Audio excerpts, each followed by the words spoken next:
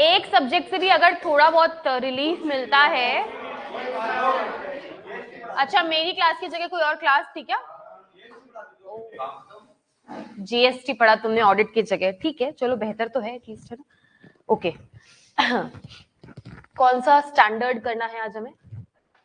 चलो ये तो कर ही लेंगे। कौन सा कर लिया हमने लास्ट? बोलो बोलो जल्दी से। सो लास्ट लेक्चर में हमने किया था ऐसे 500 सही बोल रहे हो, जरूरी थोड़ी मैं एक्सप्रेशन दे रही हूँ तो गलत ही कह रहे हो। हाँ, 505 जिसका नाम था external. Okay, so last class में आपने स्टैंडर्ड किया था ऐसे 505 जिसका नाम था एक्सटर्नल कंफर्मेशन। कोई भी बच्चा मुझे शॉर्ट में ब्रीफ दे दो स्टैंडर्ड का, 2 मिनट में ब्रीफिंग कर दो जल्दी से जल्दी से जल्दी से। फिर सैम्पलिंग स्टार्ट करना है यार, इतना टाइम थोड़ी ना होता है अपनी क्लास में। बोलो सोनम जल्दी। अब तो क्या हुआ, मैं तो कोई टेस्ट लेने के अकॉर्डिंग थोड़ी ना ब्रीफिंग मांग रही हूँ तुमसे। बोलते चलो, मतलब क्या था एक्सटर्नल कंफर्मेशन का?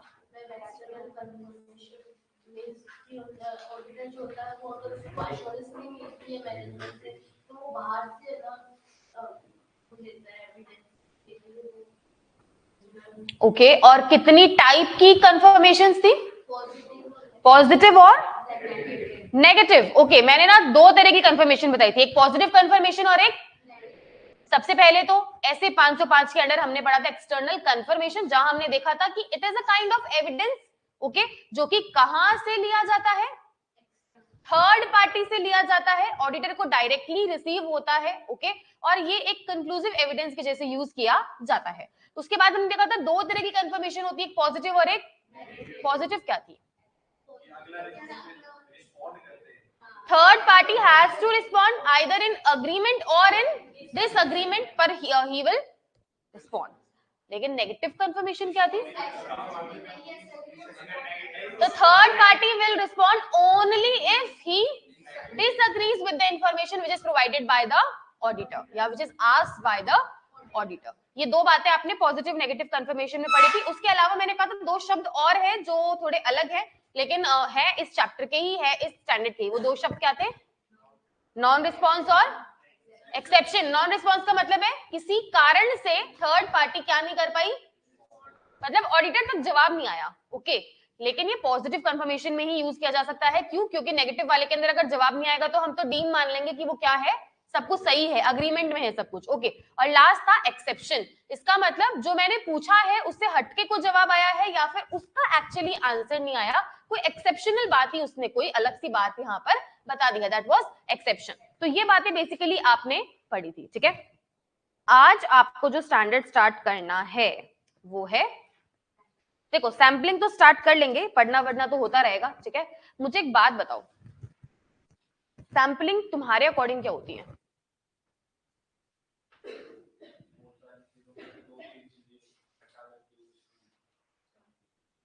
उसकी सैम्पलिंग करना बहुत सारे। अच्छा ठीक है, देखो जैसे कि समझो कि ना आप लोगों की क्लास या आप लोगों का बैच किस तरह का है, ये मुझे टेस्ट करना है। अब बहुत सारे बच्चे हैं, है ना, हर एक का इंटरव्यू लेके टेस्ट तो नहीं किया जा सकता, तो मैं बोलूंगी पूरी क्लास में से 2 बच्चों को मैं सिलेक्ट कर लेती हूँ और उनसे बात करके उनका इंटरव्यू लेके और मैं डिसाइड करूंगी कि हाँ ये बैच किस तरह का है, मुझे कितने टाइम में इसे कंप्लीट करना है या किस लेवल पे अंडरस्टैंडिंग है इस क्लास के बच्चों की, ओके। तो मैंने जब पूरे के पूरे बैच के इंटरव्यू ना लेकर मैंने सिर्फ किसका इंटरव्यू लिया? 2 बच्चों का। तो मैंने क्या किया, तो मैंने इन दोनों बच्चों को लिया, इनको सेलेक्ट किया और इनका इंटरव्यू लेना स्टार्ट किया, इनसे बात करनी स्टार्ट करी, इनकी अंडरस्टैंडिंग लेनी चालू करी। और अब मैंने डिसाइड किया कि भाई ये जो बच्चे हैं सारे एवरेज स्टूडेंट्स हैं और मुझे जो मेरा स्पीड है वो कैसा रखना है, ना ज्यादा हाई ना ज्यादा कम, मेरे को एवरेज स्पीड रखना है और जो अंडरस्टैंडिंग है वो भी बच्चों की क्या है, अच्छी है। तो मैंने मेरा ओपिनियन दे दिया कि हाँ भाई पूरे बैच की जो अंडरस्टैंडिंग है वो अच्छी है, जो स्पीड मुझे मेरे बैच के साथ रखना है वो एवरेज स्पीड रखना है इन दोनों बच्चों से बात करके, ठीक है। ये क्या था? सैम्पलिंग था, सैम्पलिंग था, ये क्या था?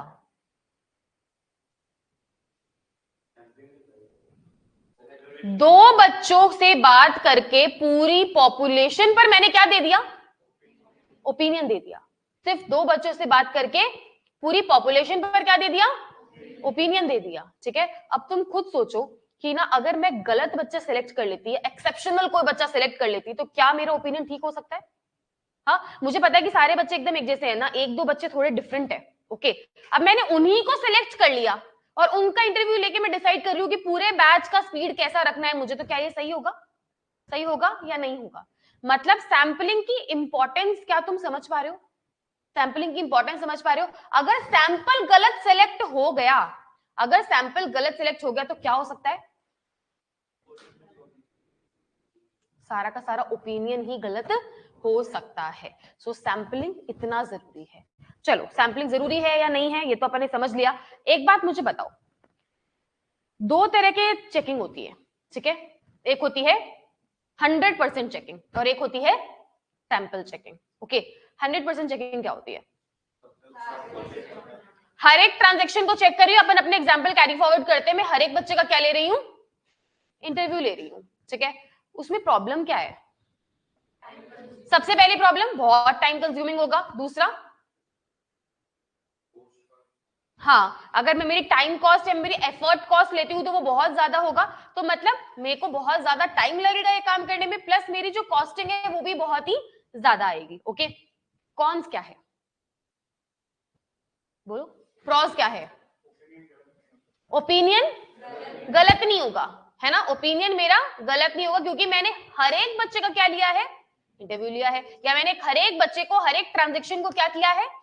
चेक किया है। तो भाई ऐसा नहीं है कि किसी के हिसाब से मैं किसी पर ओपिनियन दे रही हूं, मैंने सबको चेक किया है फिर मैं मेरा क्या दे रही हूं।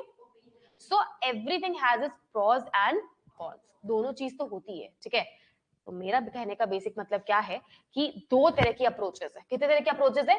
एक है ट्रेडिशनल और एक है मॉडर्न अप्रोच बोल सकते हो या सैम्पलिंग अप्रोच बोल सकते हो। ठीक है, जब सैम्पलिंग अप्रोच फॉलो नहीं की जाती थी तो पहले क्या फॉलो किया जाता था?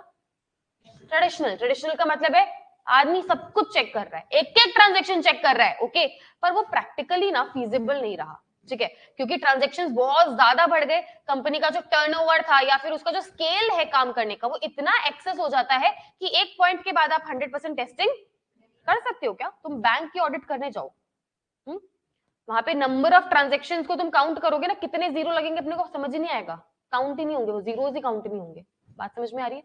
इतने बड़े स्केल पर जब ट्रांजेक्शंस होते हैं तो क्या वहां पर ट्रेडिशनल अप्रोच का लग पाना पॉसिबल है? क्या वो फिजिबल है? बिल्कुल भी नहीं है। ठीक है, तो वहां पर आपको दिमाग लगाकर दूसरी अप्रोच लगानी ही पड़ेगी। ठीक है, और उसी अप्रोच को कहा गया है सैम्पलिंग। ठीक है, या मॉडर्न अप्रोच बोलते हो जो तुम सैम्पलिंग अप्रोच बोलते हो। पर आपको क्या ये समझ में आ रहा है कि सैम्पलिंग जरूरी क्यों है? क्योंकि ट्रेडिशनल अप्रोच के कुछ बहुत ही इंपॉर्टेंट कॉन्स है जो कि सैम्पलिंग के द्वारा हटा दिए गए हैं, कम कर दिए गए हैं, रिमूव कर दिए गए हैं। ओके, और इसी ट्रेडिशनल अप्रोच के कॉन्स को हटाने के लिए सैम्पलिंग अप्रोच आया। सैम्पलिंग भी हजारों तरीके से की जाती है, लेकिन सैम्पलिंग ठीक से करना बहुत ही ज्यादा क्या है, क्योंकि उसी पर ध्यान देकर उसी को चेक करके तुम पूरे एफएस पर क्या दोगे? ओपिनियन दोगे।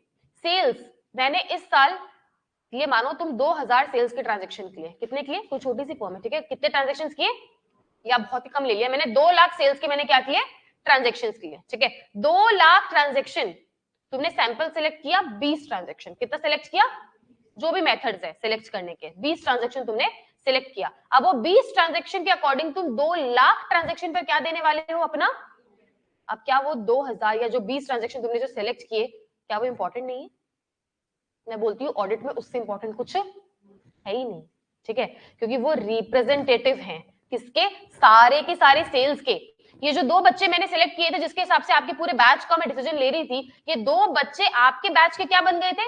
रिप्रेजेंटेटिव। आप सैंपल बोलते हो, मैं बोल रही हूँ रिप्रेजेंटेटिव बन गए थे पूरी पॉपुलेशन के। इनको देखकर मैं बोल रही हूँ पूरी पॉपुलेशन कैसी है। ठीक है, इन द सेम वे जब आप ट्रांजेक्शंस पर जाते हो तो जो सैंपल ट्रांजेक्शन आपने सिलेक्ट किए हैं उनको देखकर आप ये बोलोगे कि पूरी पॉपुलेशन कैसी है? सही है या गलत है, तो उनको सिलेक्ट करना एक बहुत ही बड़ा टास्क बन जाता है। तो सबसे पहला पॉइंट तो मेरा ये है कि सैंपलिंग आया क्यों, ठीक है।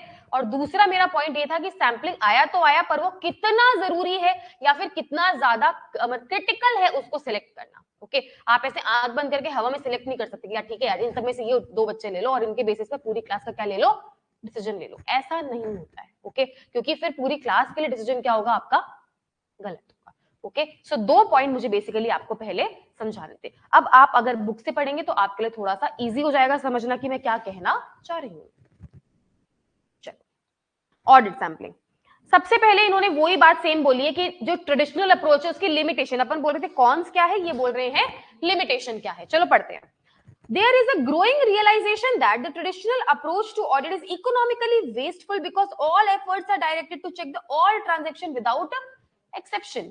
बात समझ में आ रही है कि सबसे बड़ा कौन, सबसे बड़ा लिमिटेशन क्या है ट्रेडिशनल अप्रोच का। ट्रेडिशनल अप्रोच का मतलब पता है ना तुम्हें क्या है, हाँ जिसको याद ना रहे फ्यूचर में वो लिख ले। ट्रेडिशनल अप्रोच का मतलब है 100% चेकिंग। तो ये क्या कह रहे हैं कि सबसे बड़ा प्रॉब्लम क्या है ट्रेडिशनल अप्रोच का, क्या प्रॉब्लम है, इकोनॉमिकली वेस्टफुल है। इकोनॉमिकली में ना खाली आपका पैसा नहीं आता, इकोनॉमिकली में आपका टाइम, आपका एफर्ट, सब कुछ इंक्लूड हो जाता है। तो हर तरह से देखा जाए तो वो वेस्टफुल है। Traditional approach, in traditional approach, more emphasis put on routine checking, which is often not necessary considering the time and the cost involved. In routine checking, auditor consider detailed checking and vouching of all the entries. ये यहाँ पे इसकी definition भी दी हुई है, आप इसको highlight कर सकते हो, है ना। जहां पे हम डिटेल चेकिंग करते हैं, हर एक ट्रांजेक्शन की वाउचिंग करते हैं, वो क्या है आपकी traditional approach. With the passage of time, formal internal controls are being introduced in the management of affairs of the organization, due to which routine errors and frauds have greatly diminished, and auditors often find extensive routine checking as nothing more than a ritual because it rarely reveals anything material. देखो, इन्होंने एक बहुत अच्छी बात बोली है। पहले routine checking पता है क्यों हुआ करती थी, रूटीन चेकिंग का मतलब है हर ट्रांजेक्शन को बारीकी से चेक करना, क्योंकि पहले ना इंटरनल कंट्रोल्स इतने स्ट्रांग नहीं हुआ करते थे। ओके, अब इतना ज्यादा जो टेक्नोलॉजी है वो एडवांस हो गई है, इतनी ज्यादा मैनेजमेंट जो है वो एडवांस हो गई है कि बहुत ही हाई लेवल इंटरनल कंट्रोल्स लगाए जाते हैं। अब तुम खुद सोचो, जितने ज्यादा इंटरनल कंट्रोल अच्छे होंगे, एरर और फ्रॉड उतने ही क्या होंगे, कम होंगे। तो जब इतनी एडवांस टेक्नोलॉजी यूज कर इतना एडवांस मैनेजमेंट खुद हो गया है और वो इतने अच्छे इंटरनल कंट्रोल्स लगा रहे हैं जहां पर एरर, जो छोटी छोटी एरर्स हैं उसके चांसेस एकदम रिड्यूस हो गए हैं, तो वहां पर आप ट्रेडिशनल अप्रोच ही फॉलो कर रहे हो।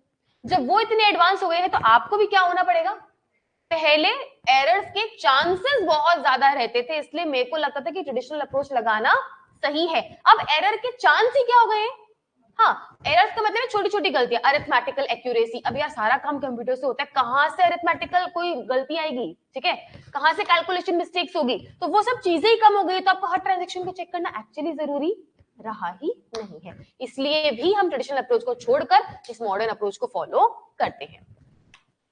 रिस्क बेस्ड अप्रोच, अब ये जिसको तुम मॉडर्न अप्रोच में तुम्हें इजी लैंग्वेज में बोल रही थी, उसे हम बोलते हैं risk based approach. Risk based approach क्या हो सकता है, पढ़ने से पहले बताओ मुझे क्या हो सकता है।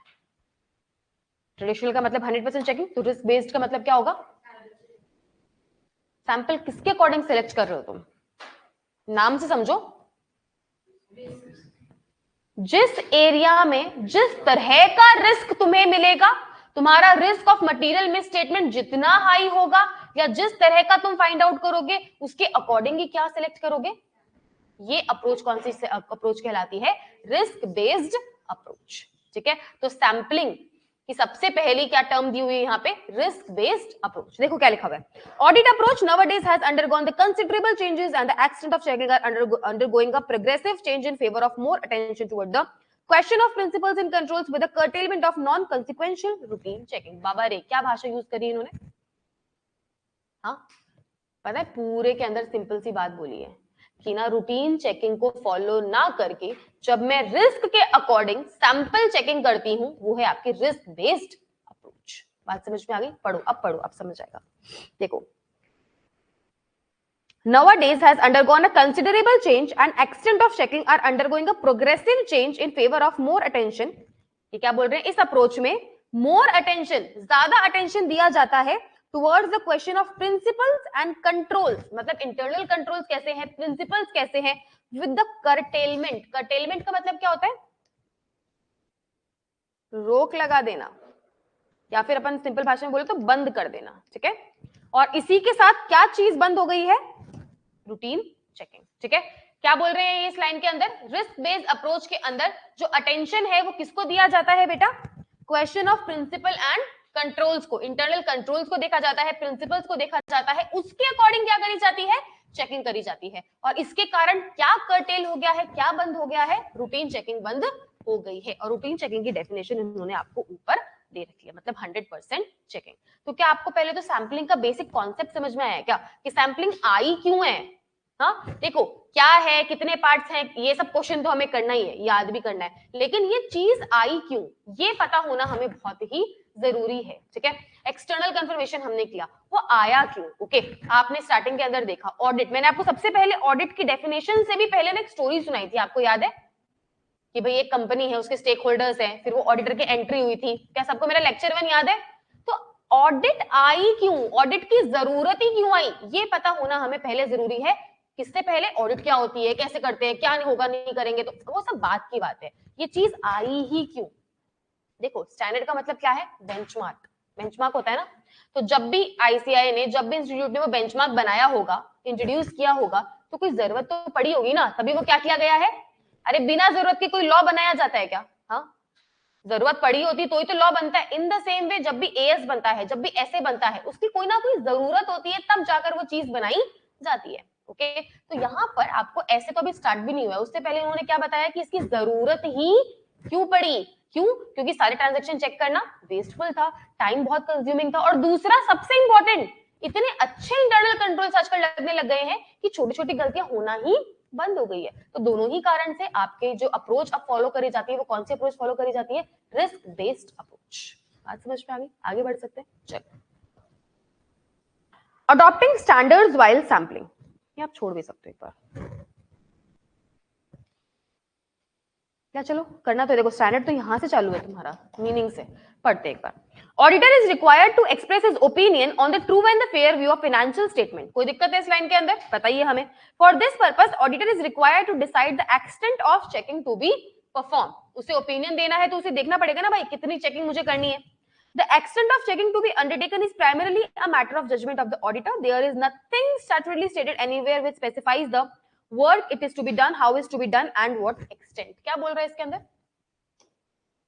कि कितनी चेकिंग करनी है। The extent of checking is completely on the judgment of, हाँ किसी भी लॉ में, किसी भी बुक में, कहीं पर भी ये नहीं लिखा हुआ कि ऑडिटर भाई साहब आपको ना ऑडिट में 70% चेकिंग करनी है, आपको 60% चेकिंग करके ओपिनियन देना है, आपको 40%, आपको 90% चेकिंग करके ओपिनियन देना है। ये टोटली किसके जजमेंट पर छोड़ा हुआ है, ऑडिटर की जजमेंट पर छोड़ा हुआ है कि यार आपको ओपिनियन देना है, आपको जहां सेटिस्फेक्शन आता है आप उतनी चेकिंग करके ओपिनियन दे सकते हो, okay. It is also not obligatory that auditor must adopt the sampling technique. ये क्या बोल रहे हैं, हम सैम्पलिंग का स्टैंडर्ड दे रहे हैं, पर ये मैंडेटरी, यार तुम्हारी श्रद्धा है, तुम 100% करना चाहो तो 100% कर लो, ओके। हमारी तरफ से कोई मैंडेटरी नहीं कि भाई ऑडिट करते टाइम तुम सैम्पलिंग लगाओ ही, तुम 100 में से 2 ही चेक करो। हम तो एक अच्छा कैसे ऑडिट हो सकता है उसका बेंचमार्क दे रहे हैं, ठीक है। पर ये भी जरूरी नहीं है कि सैम्पलिंग से ऑडिट करी जाए, लेकिन 100% ऑडिट किससे ही होती है, प्रैक्टिकली सैम्पलिंग के द्वारा ही होती है बेटा। 100% ट्रांजैक्शन चेक करना छोटी मोटी बात नहीं है, तुम छोटी से छोटी दुकान ले लो, उसके भी इतने ट्रांजैक्शन होते हैं कि 100% चेकिंग करना पॉसिबल नहीं है। पर ये क्या बोल रहे हैं, ऑब्लिगेटरी कहीं पर भी नहीं है कि भाई तुम्हें सैम्पलिंग ही लगानी जरूरी है, तुम्हारी श्रद्धा पे डिपेंड करता है। To ensure good and reasonable standard of work, auditor should adopt standards and techniques that lead him to informed professional opinion. लेकिन ये क्या बोल रहे हैं, बस एक हमने तो बेंचमार्क इसलिए बनाया है ताकि आपका जो वर्क है वो क्वालिटी वर्क निकल कर आए।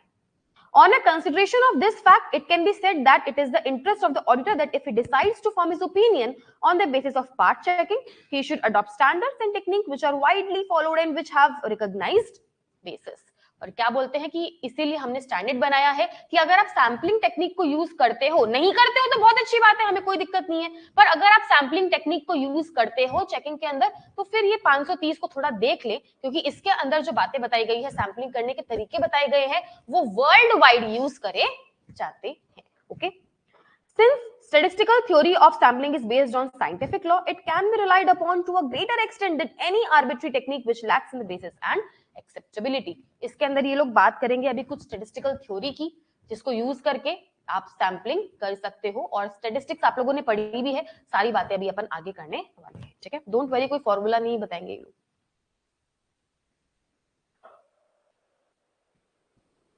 आपका चैप्टर शुरू होता है यहां से। ठीक है, अभी तक तो सिर्फ मैं ये बता रही थी कि सैम्पलिंग आया क्यों है, कैसे आया, क्या होता है। अब सारी बातें आपको यहां से पढ़ने को मिलेगी। ठीक है, जो भाषा तुम्हें लिखकर आनी है वो तुम्हें यहीं से लिखकर आनी है। ठीक है, तुम मुझे सैम्पलिंग की डेफिनेशन एक बार खुद फॉर्म करके बताओ। इसे मत देखो, जो मैंने तुम्हें अभी इन दोनों बच्चों का एग्जाम्पल दिया था, आपकी क्लास का एग्जाम्पल दिया था, उससे तुम सैम्पलिंग की डेफिनेशन बनाओ, खुद से बनाओ, ट्राई करो।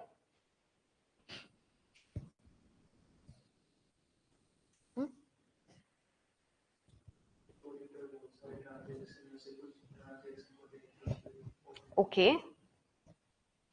इसका मतलब मैं मेरे जो ऑडिट प्रोसीजर है वो 100% ट्रांजैक्शन पर नहीं लगा रही हूं। ओके, तो एक ऐसी टेक्निक जिसके अंदर मैं मेरे ऑडिट प्रोसीजर्स जो लगा रही हूं वो 100% ट्रांजैक्शन पर ना लगा के लेस देन 100% ट्रांजैक्शन पर जब लगाती हूं, इस टेक्निक को क्या बोला जाता है? क्या बोला जाता है? Audit sampling. मेरा प्रोसीजर क्या था आपकी क्लास के लिए डिसीजन लेने के लिए? इंटरव्यू लेना वाज माय प्रोसीजर, इंक्वायरी करना वाज माय प्रोसीजर। वो मैंने सब पर नहीं लगाकर किस पर लगाया? खाली 2 बच्चों पर, 100% से कम लोगों पर लगाया, वो मेरा प्रोसीजर। इसको ही क्या बोला गया है? सैम्पलिंग बोला गया है। आप इसको चाहे ये बोल दो कि 100 ट्रांजैक्शन में से 2 चेक कर लिए, या अच्छी भाषा में ये बोल दो कि मैंने मेरा प्रोसीजर 100% से कम पर लगाया है। ये क्या है? सैम्पलिंग। ये सेकंड वाली भाषा कहां यूज करी गई है? आपकी बुक में यूज करी गई है। देखो समझ में आती है तुम्हें? एज पर ऐसे 530, जहां पर भी सैम्पलिंग की बात होगी तुम आंख बंद करके स्टैंडर्ड का नंबर और नाम लिखकर आओगे। ठीक है, ओके। एज पर ऐसे 530 audit sampling refers to application of audit procedures to less than 100% of items within a population of audit relevance such that all sampling units have a chance of selection. ठीक है, application का मतलब है लगाना। मैं मेरे audit procedure 100% of item से कम पर लगा रही हूं। अब वो चाहे तुम 90 पे लगाओ, 70 पे लगाओ या 1% पे लगाओ, वो तुम्हारी जजमेंट पर डिपेंड करेगा। ठीक है, तो लेकिन जो भी प्रोसीजर है वो लेस देन 100% पर लग रहे हैं, इस तरह से लग रहे हैं कि चांस सबको मिल रहा है सेलेक्ट होने का। ओके, उसके बाद द ऑब्जेक्टिव, ये आपका ऐसे 530 का ऑब्जेक्टिव है। ठीक है, the objective of auditor when using sampling is to provide a reasonable basis for auditor to draw conclusion about the population from which the sample is selected. ये जो स्टैंडर्ड है, इसका ऑब्जेक्टिव क्या है? आपको ये बताना कि जो भी सैंपल आप सिलेक्ट करोगे वो रीजनेबल स्टैंडर्ड्स होने चाहिए ताकि आपका ओपिनियन कैसा हो? अच्छा। अब इन्होंने जो ये शब्द यूज किया है पॉपुलेशन, ये क्या होता है? बहुत छोटी छोटी बातें हैं, बोलो। हाँ, ओके। जिसके अंदर से जो टोटल ट्रांजैक्शंस है, जो टोटल यूनिट्स है, उनके अंदर से जो आपको सैंपल सेलेक्ट करना है, उन टोटल यूनिट्स को क्या बोला जाता है? हाँ, समझो कि ना अगर मुझे डेटर के अंदर से 2 ट्रांजैक्शन सेलेक्ट करने हैं तो क्या क्रेडिटर मेरी पॉपुलेशन हो सकता है? नहीं, उस टाइम मेरी पॉपुलेशन कौन है? तो जिसके अंदर से, जिन टोटल के अंदर से आपको सैंपल सेलेक्ट करने हैं, वो सारी यूनिट्स मिलकर क्या कहलाएगी? Population. The entire set of data from which the sample is selected and about which the auditor wishes to draw the conclusion. इन्होंने 2 बातें बोल दी, मैंने एक ही बोली थी। मैंने बोला था जिसके अंदर से तुम्हें सैंपल सेलेक्ट करना है, और इन्होंने दूसरी बात भी बोली कि जिस पर तुम्हें ओपिनियन देना है। इस पॉपुलेशन में से ही सैंपल सेलेक्ट करूंगी और इस पॉपुलेशन पर ही ओपिनियन। इस क्लास में से ही 2 बच्चे सिलेक्ट किए हैं और उनके हिसाब से इस क्लास पर ही क्या दिया है, तो ये तुम सबके सब क्या कहलाओगे? पॉपुलेशन। बात समझ में आ गई? आगे बढ़ेंगे। कैरेक्टरिस्टिक्स ऑफ पॉपुलेशन, ये आपको याद करना है बेसिकली, ये वाला जो टॉपिक है। ओके, सबसे पहला है जो पॉपुलेशन होनी चाहिए वो एप्रोप्रिएट होनी चाहिए। Auditor need to determine that the population from which sample is drawn is appropriate for the specific audit objective. ठीक है, अब तुम्हारा ऑडिट ऑब्जेक्टिव है, मानो कि तुमको ना सॉरी, तुम्हारा ऑडिट ऑब्जेक्टिव है कि तुमको ये बताना है कि जो इन्होंने डिविडेंड दिया है, इसका जो परसेंटेज सेलेक्ट किया है जजमेंट के अकॉर्डिंग, वो ठीक है या फिर नहीं है। ठीक है, और तुम चेक क्या कर रहे हो? बैलेंस शीट का कोई तो आइटम, तुम डेटा चेक कर रहे हो, तुम क्रेडिटर चेक कर रहे हो, तो क्या तुम्हारी जो पॉपुलेशन है वो तुमको जो ऑडिट एविडेंस चाहिए उसके लिए एप्रोप्रिएट है? है कि नहीं है? बिल्कुल भी नहीं है। तो जो ऑडिट ऑब्जेक्टिव तुम्हारा है, जिस बात को तुम ढूंढ रहे हो, जो ऑडिट एविडेंस पाने की तुम कोशिश कर रहे हो, उसके अकॉर्डिंग ही तुम्हारी क्या होनी चाहिए? पॉपुलेशन होनी चाहिए। डेटा पे ओपिनियन देने के लिए मैं शेयर कैपिटल को अगर पॉपुलेशन बनाऊंगी तो ऑब्वियस सी बात है वो कहां से ठीक होगा? तो जो पॉपुलेशन है पहले वो एप्रोप्रिएट होनी चाहिए। सैंपल तो बात की बात है, सैंपल तो अभी सिलेक्ट मैं करूंगी, पहले पॉपुलेशन क्या होनी चाहिए? मेरी सही होनी चाहिए। This is because when the samples are drawn, audit procedures are applied on the sample and conclusions are projected on the population. ठीक है, क्यों है ये जरूरी? क्योंकि सैंपल के हिसाब से इसी पॉपुलेशन पर क्या दिया जाएगा? ओपिनियन दिया जाएगा। दूसरी बात है कंप्लीट होनी चाहिए। देखो कंप्लीट का क्या मतलब है मैं तुम्हें बताती हूँ। एक एग्जांपल अपन लेते हैं कंप्लीटनेस का। ओके, सॉरी, देखो मानो कि ना कोई भी अपन नॉर्मल कोई सेल्स का ही समझो, अपन ने अकाउंट चेक कर रहे हैं। ओके, अभी उसके अंदर अपन ने क्या ले लिया कि यार शुरू के 10 महीने में ज्यादा सेल्स होती है, तो ना शुरू के 10 महीने का डेटा मैंने ले लिया और उसमें से क्या ड्रॉ कर लिए? सैंपल ड्रॉ कर लिए। देखा लास्ट के 2 महीने वैसे भी कुछ नहीं होता, थोड़ा ठंडा सीजन होता है तो कुछ ज्यादा होता भी नहीं है, तो मैं जो स्टार्टिंग वाला जो पीरियड है ना उसके अंदर से क्या ले लूंगी? सैंपल ले लूंगी। ओके, बाद में पता चलता है कि जो मेजर फ्रॉड ट्रांजेक्शन हुआ था, जो बोगस ट्रांजेक्शन हुआ था, वो हुआ ही कहां था? हाँ, जो हुआ ही कहा था लास्ट 2 मंथ्स के अंदर कहीं तो हुआ है, या लास्ट मंथ के लास्ट वीक में वो ट्रांजैक्शन देखने को मिला था। ये गलती या ये चूक तुमसे कैसे हो गई? क्योंकि तुमने वो पॉपुलेशन ही पूरी नहीं ली। अगर तुम उस पूरी पॉपुलेशन को कंसिडर करते तो तुम डेफिनेटली जो तुम्हारा सैंपल होता वो कैसा होता? बेहतर होता। ठीक है, होता कि नहीं होता? जब आप पॉपुलेशन ही आधी सिलेक्ट कर रहे हो और उसके हिसाब से आप 12 महीने पर क्या दे रहे हो? ओपिनियन दे रहे हो, तो क्या ये चीज सही है या गलत है? बिल्कुल भी सही नहीं है। जो पॉपुलेशन है एटलीस्ट वो तो तुम्हारी नजर में पूरी होनी चाहिए। ओके, देखो क्या लिखा हुआ है। Population also needs to be complete, which means that auditor intend to use the sample to draw conclusion about whether a control activity operated effectively during the financial reporting period. Population needs to include all the relevant items from throughout the entire period. इन्होंने जैसे मैंने तुमको checking का example दिया, इन्होंने internal control का example लिया है कि मानो तुम्हें ये बताना है कि पूरे साल ये इंटरनल कंट्रोल ठीक से लगा या नहीं लगा, तो पूरे साल भर क्या हुआ वो तुम्हें कंसिडर करना पड़ेगा। तुम ये नहीं बोल सकते कि यार स्टार्टिंग के 6 महीने देख लो क्या हुआ क्या नहीं। ठीक है, स्टार्टिंग के 7 महीने देख लो क्या हुआ क्या नहीं। तुम्हें एटलीस्ट पॉपुलेशन को तो कंप्लीट रखना पड़ेगा। Okay, if population is complete, conclusions drawn on population will consider to be reasonable, वो तभी रीजनेबल माने जाएंगे। अगर मैं लास्ट के 2 महीने भी कंसिडर कर लेती तो हो सकता है एक सैंपल उसमें से भी निकल कर आता, और वो निकल कर आता तो वो फ्रॉड मेरे तुरंत पकड़ में आ जाता। ठीक है, लेकिन वो पॉपुलेशन ही मैंने पूरी नहीं ली तो उनको तो सिलेक्ट होने का चांस ही नहीं मिला लास्ट के 2 महीने वाले ट्रांजेक्शन्स को। तो स्टार्टिंग में भी अपन ने पढ़ा ना, क्या पढ़ा कि हर ट्रांजेक्शन को इक्वल चांस मिलना चाहिए सिलेक्ट होने का। पॉपुलेशन कंप्लीट ही नहीं होगी तो वो चीज पूरी नहीं हो सकती कि सबको इक्वल चांस मिले सिलेक्ट होने का। Are you getting what I am trying to say? तो कंप्लीट होनी जरूरी है। रिलायबल तो देखो होनी चाहिए, रिलायबिलिटी के बिना तो क्या ही है। हर चीज तो ऑडिट एविडेंस रिलायबल होना चाहिए, पॉपुलेशन रिलायबल होनी चाहिए, तुम्हारे सैंपल भी रिलायबल होना चाहिए, तभी तुम क्या होंगे?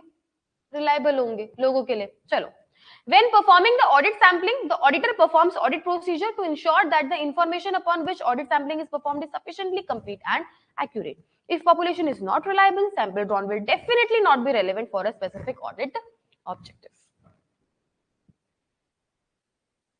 तीसरी डेफिनेशन उन्होंने दी है सैम्पलिंग यूनिट की, individual items that make the population are known as sampling unit. Okay, समझो कि समझो तुम जितने भी बच्चे यहाँ पर बैठे हो, ओके, अब इतने सारे बच्चों में से हर एक बच्चा क्या है? सैम्पलिंग यूनिट है, किसी को भी सैंपल के तौर पे सिलेक्ट किया जाता है।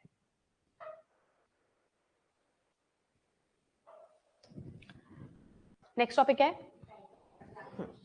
कितनी तरह की दे रखी है आपकी बुक में? ओके, पढ़ेंगे बाद में, मैं पहले बताती हूँ। तुम लोगों ने पढ़ा है रिग्रेशन, स्टैंडर्ड डेविएशन, कहाँ पढ़े हैं सब शब्द तुमने? कहाँ पढ़े? आते हैं सबको? याद है सबको? क्लियर बोल रहे हैं मैम, कुछ याद नहीं है मुझे। हाँ, इंटर में थोड़ी ना है, कहीं पर भी नहीं है ना, फाउंडेशन में करके आ गए हम। चलो पास हो गए। हाँ ओके, कैसा लगता था स्टैटिस्टिक्स तुम्हें? क्या ऐसे ऐसे एक्सप्रेशन क्यों बना रहे हो? यार स्कोरिंग सब्जेक्ट होता है स्टैटिस्टिक्स, मतलब 2 फॉर्मूला लगाओ आंसर निकल जाता है, और क्या चाहिए तुम्हें। फॉर्मूले बहुत बड़े होते थे और वो डेटा तो उससे भी बड़ा होता था। लेकिन स्टैट्स तो 11th में भी पढ़ी है ना हमने, 11th में भी पढ़ी होगी, 12th में भी पढ़ी होगी। हाँ, क्योंकि मुझे ऐसा नॉलेज में है कि 11th में भी आता है स्टैट्स शायद। ओके, तुमने 11th ही नहीं की। ओ हो, ये कोरोना बैच है। ओके, कोविड बैच है ये। 11th 12th घर पे कर ली मैम हमने। थोड़ा दिन गए थे, कितने दिन गए थे 12th में? तुम्हें ऐसे डिग्री दे दी थी मतलब 11th की? एग्जाम तो दिए थे क्या? एग्जाम नहीं दिए थे 11th के? घर पे बैठ के ही पूछ रही हूँ।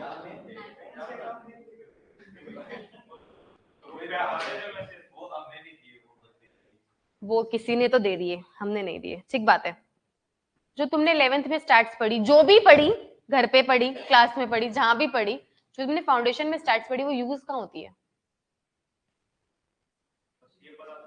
ये जिस दिन मुझे पता चल गया उस दिन मैं स्टैट्स को बुरा नहीं बोलूंगी, है ना। जैसे ना sine theta cos theta use का होता है, मुझे बस ये बता दो तो मैं पक्का पढ़ने के लिए भी तैयार हूँ, है ना। तो अपन कितना क्रेजी होके पढ़ते हैं 10th में, साइन थीटा कॉस थीटा, ये जो भी ट्रिग्नोमेट्री होती है, ट्रिग्नोमेट्री बोलते हैं ना if I am not wrong, है ना। और पता नहीं जिंदगी में यूज कब होती है। होती है भाई, बहुत जगह यूज होती है, तुम्हें क्या पता, अपनी फील्ड में यूज नहीं होती है। तो फिर हमारी फील्ड में पढ़ाते क्यों है? आई ऑल्सो डोंट नो क्यों पढ़ाते हैं। नहीं बेटा, ऐसा नहीं है। देखो, स्टैटिस्टिकल सैंपलिंग की एक बात तुम्हें मैं बताती हूँ। स्टैटिस्टिकल सैंपलिंग का मतलब है, एक तो मैं बोल रही हूँ कि इन सारे के सारे 500 बच्चों में से ना 2 बच्चे तुम खड़े हो जाओ, ठीक है। ये 2 बच्चे क्या हो गए मेरे लिए? सैंपल हो गए। ओके, मतलब मैंने आंख बंद करके 2 बच्चे सिलेक्ट कर लिए। क्या इसमें मैंने कोई भी फॉर्मूला लगाया, कोई भी थ्योरी लगाई, किसी भी तरह का कोई मैथमेटिकल कैलकुलेशन लगाया? नहीं, नहीं। आगे जाकर अगर मेरी सैंपलिंग पर क्या आता है, डाउट आता है, जब चेकिंग होगी, इंस्पेक्शन होगा, सैंपलिंग तुमने करी कैसे सैंपलिंग, बोलूंगी आंख बंद करके, जिन पे भी जिसकी तरफ भी इशारा गया वही क्या हो गया, बागेश्वर धाम। ठीक है, आंख भी बंद नहीं करते वो तो। सीधा क्या निकलती है, चिट निकलते, हाँ पर्ची निकलती है। ओके, जिसकी भी पर्ची निकली वो मेरा क्या हो गया, सैंपल बन गया। ओके, क्या ये रिलायबल है? देखो, मेरे जजमेंट पे डाउट नहीं किया जा सकता, ऑडिटर का जजमेंट काम करता है, 1 मिनट। लेकिन जब प्रूविंग की बात आ जाती है ना, वहां पर ये चीज क्या हो जाएगी, थोड़ी सी कॉम्प्लिकेटेड हो जाएगी। ओके, यही अगर मैंने एक थ्योरी का नाम तुमने सुना हो, प्रोबेबिलिटी, सुना है? हाँ, जहां पर एक्चुअली में हर एक सैंपल का इक्वल चांस होता है सिलेक्शन होने का, फॉर्मूला लगाते थे टोटल पॉपुलेशन करके, कुछ याद आ रहा है? प्रोबेबिलिटी थ्योरी लगाकर अगर मैंने सिलेक्ट किया होता कि इतने टोटल पॉपुलेशन है, इतने % चांसेस है कि इनको सिलेक्ट किया जाए, तो मेरा कौन सैंपल होना चाहिए, first unit, second unit, third unit, किसको सैंपल मुझे सिलेक्ट करना चाहिए, स्टैंडर्ड डेविएशन में लगाती, रिग्रेशन तुम लगाते, प्रोबेबिलिटी तुम लगाते, फिर तुम क्या करते, सैंपल यूनिट को ड्रॉ करते कि यार ये बच्चा सैंपल बनना चाहिए। अब तुम्हारे सैंपलिंग पर क्या आ रही है, इंक्वायरी आ रही है, क्या तुम उन्हें जवाब दे सकते हो कि मैंने सैंपल सेलेक्ट इसको ही क्यों किया? वो बोलेंगे तूने ना जानबूझ के फ्रॉड वाला ट्रांजैक्शन सैंपल सिलेक्ट नहीं किया, क्योंकि तू फ्रॉड को रिवील करना ही नहीं चाहता था, तू मैनेजमेंट के साथ मिला हुआ था, इसलिए तुमने इसको सैंपल सिलेक्ट ही नहीं किया, तुम्हारी नजर में नहीं आया, और तुम बोल रहे हो मेरी नजर में नहीं आया, नजर में नहीं आया। ओके, तब तुम क्या कर सकते हो, प्रूव कर सकते हो कि भाई I have some calculations, I have some theories, जिसको यूज करके मैंने क्या किया था, सैंपलिंग पोजीशन सिलेक्ट किया था। बात समझ में आ रही है? तो क्या ये रिलायबल होगी? डेफिनेटली होगी। सैंपलिंग करने के दोनों ही तरीके होते हैं। पहले वाला तो होता ही है यार, हर चीज में मैं थ्योरी नहीं लगा सकती, कभी कभी रैंडम सिलेक्शन मुझे करना होता है, मैं कर सकती हूँ, ठीक है। वो इतना एक्सपीरियंस ऑडिटर को हो जाता है कि थ्योरी व्योरी सब भाड़ में जाती है, वो खुद ही सिलेक्ट कर लेता है, वो एकदम परफेक्ट जाता है उसका सैंपल। ओके, तो पहले वाला जहां पे उसने कोई भी तरह की थ्योरी नहीं लगाई, कोई भी स्टेटिस्टिक्स यूज नहीं किए, वो कौन सी सैंपलिंग कहलाती है, नॉन स्टेटिस्टिकल सैंपलिंग होगी। जहां पर उसका क्या काम किया सैंपलिंग के अंदर बेटा, यस, जहां पर उसके जजमेंट के अकॉर्डिंग क्या हो रही है, सैंपलिंग हो रही है। लेकिन पहले वाला, सेकंड वाला सॉरी, जो मेथड था, जहां उसने हजारों थ्योरीज, हजारों स्टैट्स लगाकर क्या सिलेक्ट किया है, सैंपल सिलेक्ट किया है, वो क्या कहलाता है, स्टैटिस्टिकल सैंपलिंग। कंपैरिजन करूं तो हाँ, statistical sampling is definitely more reliable then non statistical, क्योंकि वहां पर कुछ थ्योरीज और कुछ मैथमेटिक्स का यूज किया जाता है। दो तरह की सैम्पलिंग क्या तुम्हें समझ में आ गई? एक होती है स्टैटिस्टिकल और एक होती है, कोई भी इसमें दिक्कत की बात है क्या? नहीं, ठीक है। क्यों, वो भी तुम्हें रीजन समझ में आ गया कि रिलायबल ज्यादा स्टैटिस्टिकल क्यों है, क्योंकि जैसे अभी अपन ने एग्जांपल लिया उसमें बहुत सारी थ्योरीज का यूज किया जाता है। जब आप पे कोई भी इस तरह की बात आती है तो आपके पास प्रूफ होता है कि यार आपने इसको सिलेक्ट क्यों किया था। अब तुम्हें एक राज की बात बताती हूँ, एक्चुअल में स्टैटिस्टिकल नॉन स्टैटिस्टिकल शायद लगता ही नहीं होगा, पता है एप्स आते हैं, बहुत ही क्लासिक एप्स आते हैं, जैसे कि आइडिया नाम से एक ऐप आता है, ठीक है।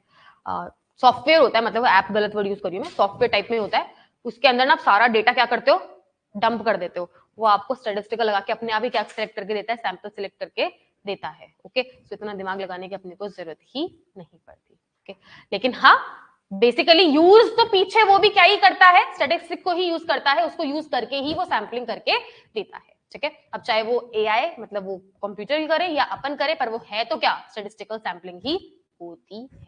बात समझ में आ गई क्या? ओके, और आपको रैंडम सैंपलिंग चाहिए तो वो भी करके देता है। जैसे कि तुम्हें अरे जैसे कि हाउसी खेलते हो क्या?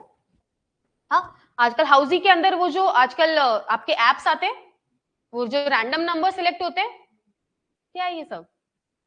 That is know that is random sampling. Okay, वैसे ही बहुत सारे एप्स होते हैं, बहुत ऑडिट के लिए अलग से एप्स बना रखे हैं कि इसमें डेटा आएगा तो इस तरह से ये स्टैटिस्टिक्स यूज करके फलाना फलाना सैंपल वो लोग ड्रॉ करके देते हैं। वो ना ऑडिटर को ऑब्जेक्टिव पूछते हैं कि आपको ऑब्जेक्टिव क्या है इस सैंपल को सिलेक्ट करने के पीछे, उसके अकॉर्डिंग वो सैंपल सिलेक्ट करके देते हैं। तो ये काम चाहे कंप्यूटर करे चाहे आप खुद करो, जब आप स्टैटिस्टिक्स यूज करके करते हो तो वो क्या बन जाता है, स्टैटिस्टिकल सैंपलिंग। जब आप अपना जजमेंट लगाकर क्लियरली एकदम शॉर्ट में यूज करते हो इस चीज को तो क्या हो जाता है, वो नॉन स्टैटिस्टिकल सैंपलिंग। पढ़ेंगे, चलो कौन पढ़ेगा?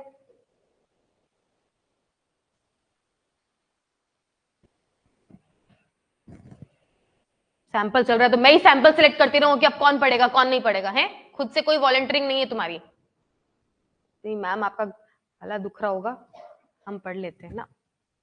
चलो मैं ही पढ़ती हूँ। स्टैटिस्टिकल सैंपलिंग बातें नहीं।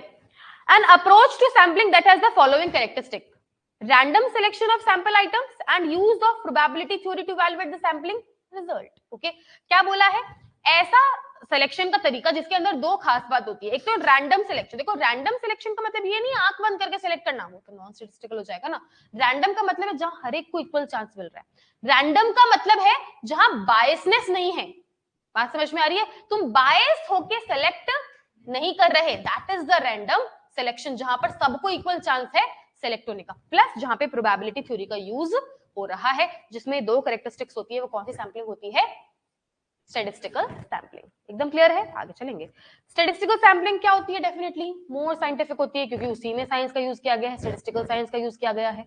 ओके, एक सेकेंड होल्ड करिए। हेलो, हाँ हेलो, हाँ हाँ श्योर।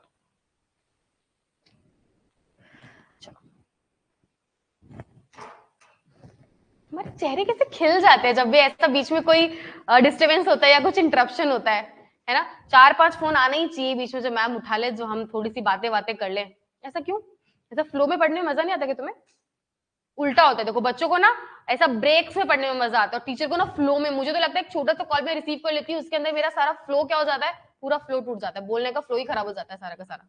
और तुम्हें लगता है हाँ हाँ मजे हो गए ना, 1 मिनट तो मैम को देख लो और 1 मिनट बातें कर लो, क्या हो रहा है। ओके चलो कोई नहीं।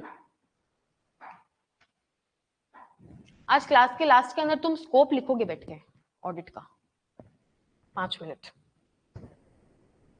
चैप्टर का टेस्ट दे दिया तुमने, स्कोप का दे दिया ना? सिर्फ उसी को बोला था क्या? हाँ, ये तो तुम्हें बड़ा याद है। ये तुम्हें बड़ा याद है मैम, हम सबको लिखने के लिए नहीं कहा था, उसने अटेम्प्ट नहीं किया था तो उसी को लिखने के लिए कहा था आपने। क्यों यश, याद करके आया ना तू? 3 दिन से ऑडिट की क्लास नहीं हो रही है मैम, बुक भी तो नहीं खोली हमने 3 दिन से, इसीलिए नहीं खोली ना, एक बार भी नहीं खोली ना? सच बताओ, किस किसने एक बार भी बुक खोली है? उल्टा पूछती हूँ। ऑडिट की मेरे पीछे से, मतलब जब मेरी क्लासेस नहीं हो रही थी तब। क्यों, मतलब क्या करने के लिए खोली थी? अच्छा ओके, सेकंड चैप्टर पढ़ने के कर लिया तुमने सेकंड चैप्टर? हाँ? क्या याद नहीं हो रहा? श्री गणेश कर लिया तुमने सेकंड चैप्टर का? श्री गणेश जितना तो वो चैप्टर है इतना सा, ठीक है, उसमें भी तुमने श्री गणेश ही किया है उसका। किस किसने कर लिया कंप्लीटली? अच्छा आधा। स्ट्रैटेजी किसने कर ली? स्ट्रैटेजी कर, तो बाकी ने खोलकर क्या किया किताब को? प्लानिंग करिए पहले।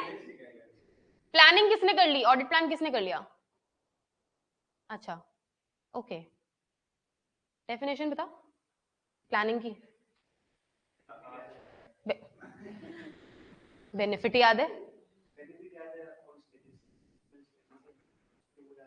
उसके भी बेनिफिट्स, वो रिसोर्सेज वाले, हाँ, किसको भेजना है, कब भेजना है, कहाँ भेजना है, मैनेज कैसे करना है। वो चीज ही याद होती है, पता नहीं, आई डोंट नो हाउ।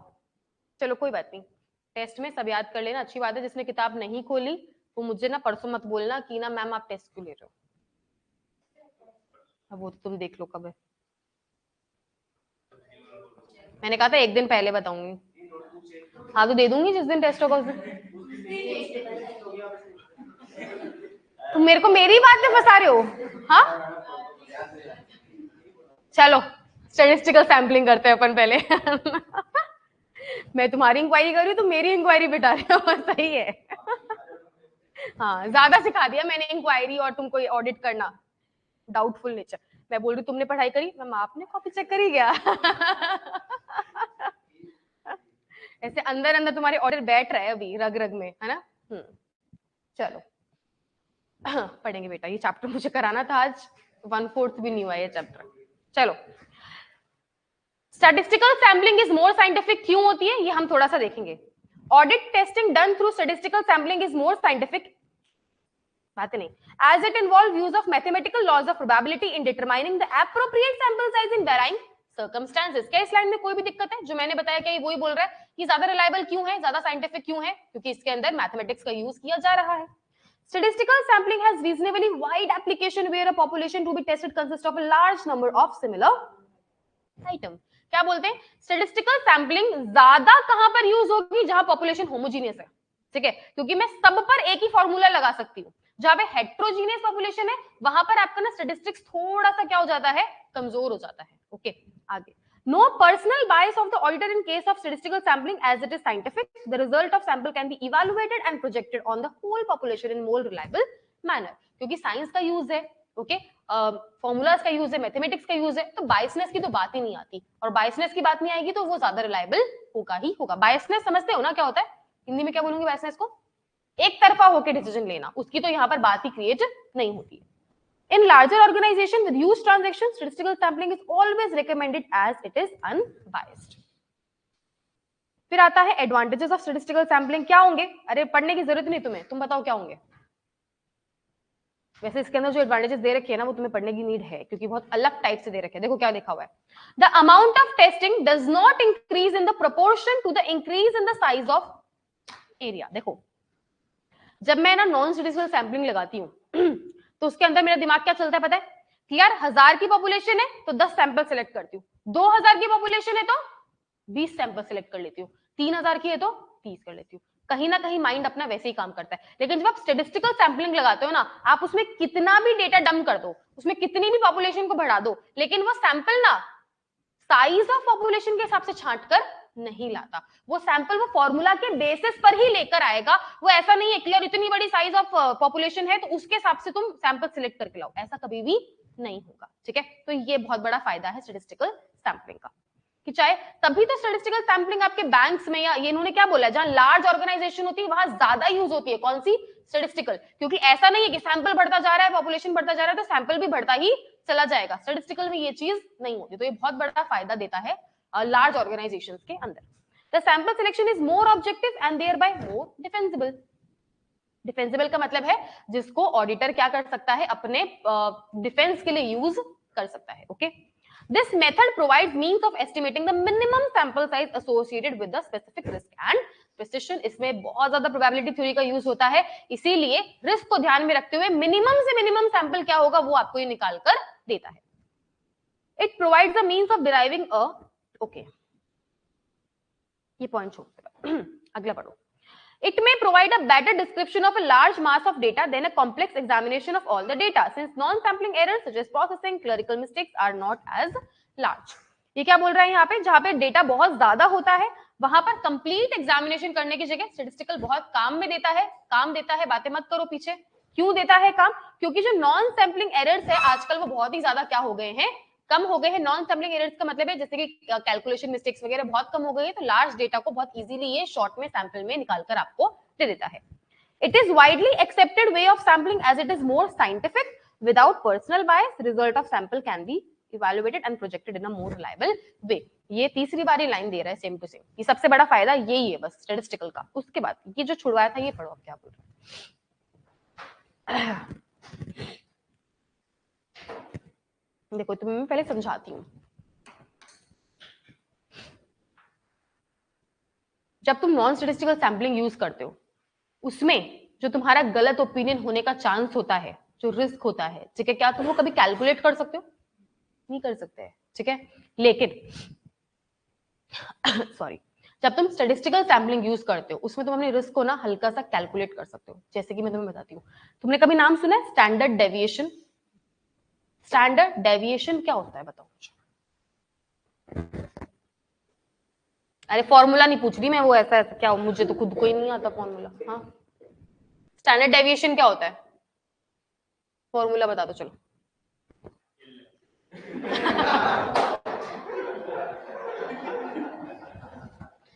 कहां पढ़ा है स्टैंडर्ड डेविएशन? अरे बता, फाउंडेशन में पढ़ा है ना? क्या होता क्या है, मतलब क्या? तुमको फॉर्मूला तुमने पढ़ लिया, तुमने याद कर लिया, तुमने क्वेश्चन भी कर लिया और तुम पास भी होके आ गए, तो मुझे मतलब बताओ स्टैंडर्ड डेविएशन का मतलब क्या होता है? स्टैंडर्ड, अच्छा कैसी बातें कर रहे हो यार?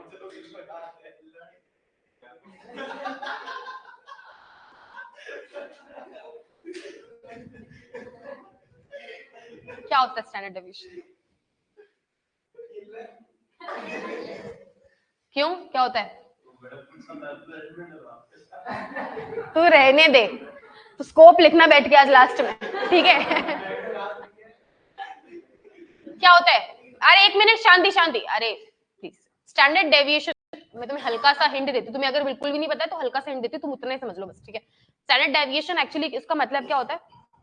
तुमने कभी ये चार्ट देखा? ये चार्ट होता है स्टैंडर्ड डेविएशन का। ओके, 11th क्लास में तो बनवाया होगा, अब नहीं बनवाया होगा तो देखो। स्टैंडर्ड डेविएशन, ओके, स्टैंडर्ड का मतलब क्या होता है? मिड पोजीशन, या फिर किसी भी चीज का स्टैंडर्ड क्या होना चाहिए, ओके। और डेविएशन का मतलब क्या होता है? डिफरेंस, या फिर समझो स्टैंडर्ड किसी भी चीज का 10 होना चाहिए, तो कितनी वो चीज राइट या कितनी वो चीज लेफ्ट जा सकती है, दैट इज द, वो अपने पाथ से कितना डेविएट हो सकती है, दैट इज द डेविएशन। ये ही स्टैंडर्ड डेविएशन कैलकुलेट करता है, ठीक है। यार मैंने ये कैलकुलेट किया कि इस चीज का रिजल्ट 10 होना चाहिए, कितना होना चाहिए? 10 होना चाहिए। 10 is the standard, 10 is the estimated standard. अब एक्चुअल रिजल्ट कितना 10 से अपर या कितना 10 से लोअर जा सकता है, that is the standard deviation, okay. मानो मैंने स्टैंडर्ड तय किया 100, अब मैं बोलूंगी कि यार इसका स्टैंडर्ड डेविएशन है 2% है, कितना है? 2%। इसका मतलब चीजें 2% अपर साइड या 2% लोअर साइड जा सकती है। वो चीज अपने स्टैंडर्ड से कितना डेविएट होने का रिस्क रखती है, दैट इज द स्टैंडर्ड। अरे मतलब होता है हर फॉर्मूले का और हर नाम का, ऐसे ही नाम नहीं रखे जाते स्टैट्स में किसी भी चीज के अंदर। बेसिक, बहुत बेसिक बात। कोई बात नहीं, चलो आज पता चल गया थोड़ा सा। ये तो मैंने बहुत ही लेमन लैंग्वेज में समझाया, बहुत मैथमेटिकल सी बातें होती है इसके अंदर, ठीक है। लेकिन बेसिकली इस नाम का मतलब क्या होता है, आप उस चीज को ना कैलकुलेट कर पाते हो कि यार मैंने ये स्टैंडर्ड तय कर रखा है, इससे एक्चुअल रिजल्ट कितना अपर, कितना लोअर, कितना लेफ्ट, कितना राइट, मतलब कितना डेविएट हो सकता है। इसका मतलब तुमने रिस्क को क्या कर लिया, कैलकुलेट कर लिया, या कि नहीं? हाँ यार, कि ठीक है, मतलब मैं मान रही हूं कि इसके अंदर, इस पॉपुलेशन के अंदर कितने एरर्स है? 2 एरर्स है। कितने एरर्स है? मैंने सैंपल सिलेक्ट किया, मुझे ना 10 सैंपल के अंदर कितने एरर्स मिले? 2 एरर मिले। तो समझो पूरी पॉपुलेशन 100 की है, तो मैंने स्टैटिस्टिकल सैंपलिंग लगा के क्या कैलकुलेट कर लिया, मेरा रिस्क कैलकुलेट कर लिया कि यार मोटा मोटी क्या होंगे यार, 20 गलतियां होंगी, ठीक है। तुमने जो भी फॉर्मूला सैंपलिंग के अकॉर्डिंग लगाया, तुम्हारा जो रिस्क है ना वो क्या हो गया, कैलकुलेट हो गया, ठीक है। यार मेरा गलत होने का चांसेस इतना हो सकता है, या मेरे को एरर ना मिलने का चांसेस इतना हो सकता है, या फिर इस पॉपुलेशन में इतना एरर होने का चांसेस हो सकता है। तुम हल्का सा रिस्क को क्या कर सकते हो, उसके द्वारा कैलकुलेट कर सकते हो। इसलिए क्या बोला यहाँ पर, it provides a means for deriving the calculated statistical sampling में तुमको ना कैलकुलेटेड रिस्क मिलता है। ओके, गलत भी कितने हो सकते हो ना, इसका भी तुम क्या निकाल सकते हो, परसेंटेज अप्रोक्स। हर चीज क्या है यहाँ पर, क्योंकि मेरा जजमेंट यहाँ पर भी काम करेगा ही, साथ में करेगा। Okay, and corresponding precision sampling error. Sampling error पता है क्या होता है? सैम्पलिंग एरर का मतलब है, इसको मत पढ़ो तुम, सैम्पलिंग एरर का मतलब है अगर मैं 100% पॉपुलेशन चेक करती तो मेरा क्या डिसीजन होता, माइनस मैं जब सैंपल चेक कर रही हूं तो उसके हिसाब से मेरा क्या डिसीजन है। ये जो डिफरेंस है ना, ये क्या है, सैम्पलिंग एरर। अगर इन दोनों डिसीजन में कोई फर्क है तो इसका मतलब वो फर्क क्यों आया है, क्योंकि तुमने सैंपल के ऊपर क्या दिया है, अपना डिसीजन दिया है। अगर मैं 100% पॉपुलेशन चेक कर रही तो हो सकता है मेरा डिसीजन कुछ और होता। इसी रिस्क को क्या बोलते हैं हम, सैम्पलिंग एरर।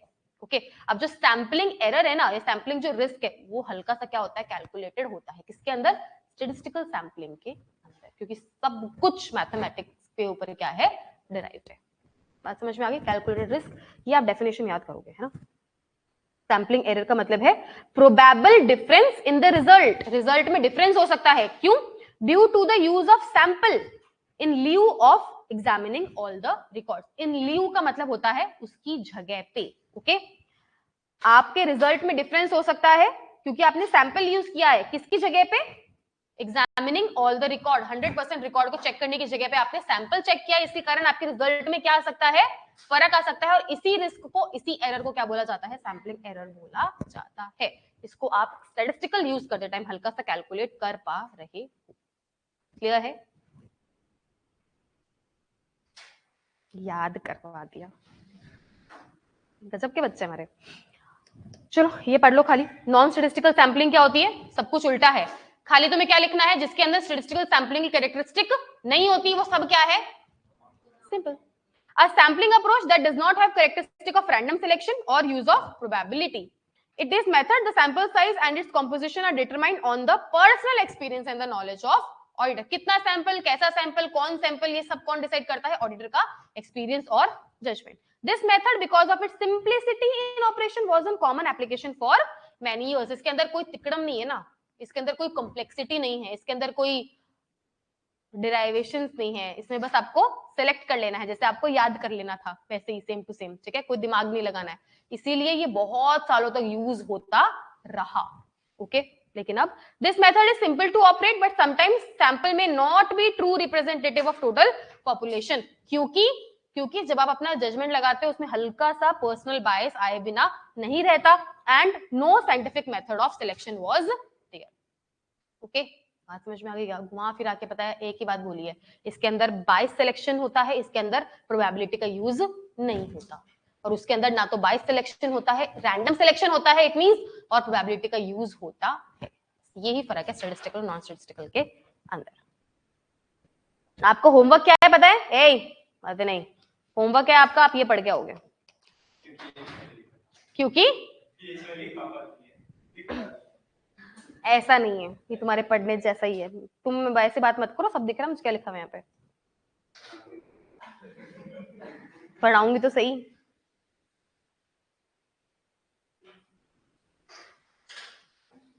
बहुत बड़ा है यार ये चैप्टर।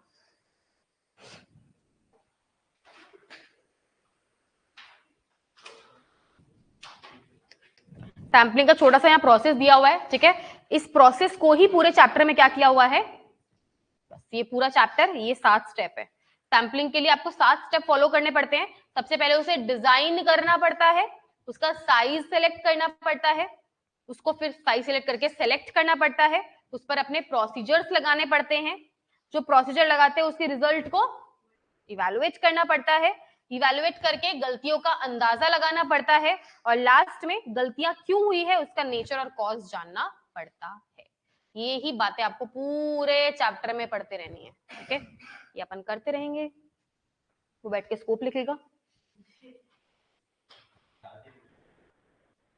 फालतू बात मत कर मेरे से।